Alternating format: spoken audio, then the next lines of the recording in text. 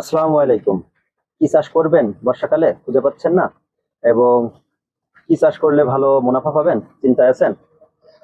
তার একটু সমাধান আমরা দিতে পারি।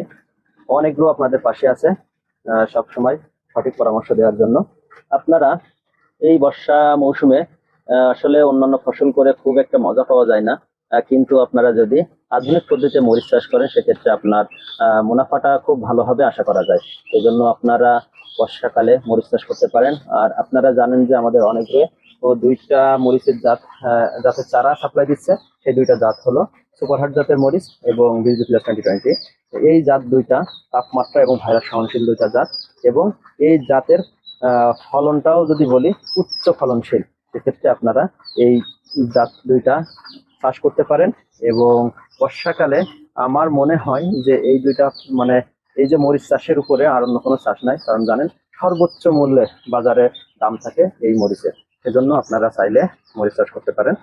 ধন্যবাদ সবাইকে, সবাই ভালো থাকবেন।